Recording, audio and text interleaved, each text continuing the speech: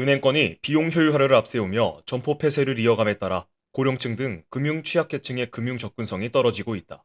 이에 고령층의 은행 접근성의 취약성이 여실히 드러나고 있으며 은행들은 사전평가를 거쳐 문제가 없다는 식으로 폐점의 속도를 내는 모습이다. 26일 본지가 취재한 실제로 폐쇄가 예정된 KB국민은행 지점 중 제기동점의 경우 근처에 양령시장과 경동시장이 위치하는 등 고령층의 이용이 잦은 곳이다. 해당 지점은 도보로 약 10분 거리에 있는 청량리 종합금융센터와 통폐합될 예정이다. 두 지점이 비교적 가까운 거리에 위치해 있고 청량리 종합금융센터 뒤로는 아파트 단지가 들어서 있어 고객 손실은 최소화하면서 영업점 통합으로 인한 비용 효율은 얻을 수 있을 것으로 전망된다. 이러한 상황에서 불편함을 감내해야 하는 것은 고객들이다. 평소 제기동점을 자주 이용한다는 70대 A씨는 원래 우리은행을 이용하는데 근처에 영업점이 없고 이 건물 3층에 있는 한의원을 다녀서 국민은행을 이용하고 있다. 없어진다니 불편할 것 같다고 말했다. 근처에서 이불 가게를 운영하고 있는 70대 B씨 역시 일주일에 3번 정도 자주 갔었는데 없어진다니 큰돈 찾을 때는 불편할 것 같다고 했다. 3월 중 진행되는 점포 통폐합에 대해 KB국민은행 관계자는 시사프라임과의 통화에서 1km 이내에 영업점 네트워크가 중복되는 지점에 대한 것이라며 23곳은 수도권 지역이고 나머지 5곳도 광역시 등 도심 지역이다. 가까웠던 분들이 멀어지는 부분에 대해서는 불편이 예상되지만 사전평가 등을 통해 충분히 고려하고 결정된 부분이라고 설명했다. 이어 고령층 고객님을 대상으로 금융 접근성을 제고하기 위해 공동점포와 시니어 라운지를 운영하고 있다고 덧붙였다. 문제는 고령층이 공동점포와 시니어 라운지에 대한 인식이 거의 없다는 것이다. 인터뷰한 70대 두 분도 모르고 있다는 답변이 돌아왔다. 고령층에 대한 홍보가 제대로 이루어지지 않고 있음을 시사한다. 고령층에 대한 은행 접근성을 외면하면서까지 은행권이 점포 다이어트에 나서는 이유는 무엇일까?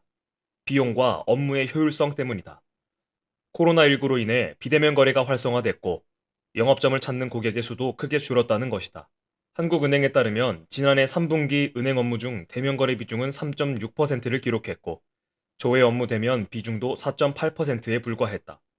다만 은행권이 최대 실적을 기록하고 있는 가운데 효율적인 비용 운용을 위해 취약계층의 금융 접근성을 떨어뜨린다는 선택을 하고 있다는 지적이다. 이에 따라 금융당국도 대안 찾기에 나섰다.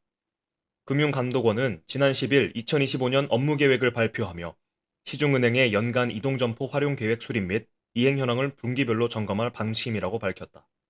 시중은행의 영업점 통폐합은 현재 진행형이다. 신한은행은 지난달 영업점 28곳을 통폐합했고 오는 4월 13개 지점을 통폐합할 예정이다. 우리은행도 지난달 21곳의 영업점에 대해 통폐합을 진행했다. KB국민은행도 내달 28개의 영업점을 통폐합한다고 발표했다. 은행연합회에 따르면 지난해 말 기준 4대 시중은행의 영업점 수는 2,779개로 집계됐다. 2023년 말에 비해 47곳 줄어든 수치다. 은행권 점포 폐쇄와 통폐합은 한동안 주춤했으나 4대 은행에서 이번 1분기에만 77개 점포가 사라지며 다시금 가속화되고 있는 것으로 보인다. 은행권이 점포 폐쇄 및 통폐합에 나서며 고령층 등 금융 소외계층의 금융 접근성 문제에 금융당국의 지적은 여전하다. 이복현 금융감독원장은 지난해 11월에 열린 금융 접근성 제고를 위한 금융권 공감회장 행사에서 금융권도 디지털 전환과 비용 절감에 집중하며 물리적인 점포 등은 축소하는 경향을 보여왔다며 이 과정에서 고령자, 장애인, 비도심 거주자 등 상대적으로 취약한 금융 소비자의 금융거래 환경이 악화되고 있다고 지적했다.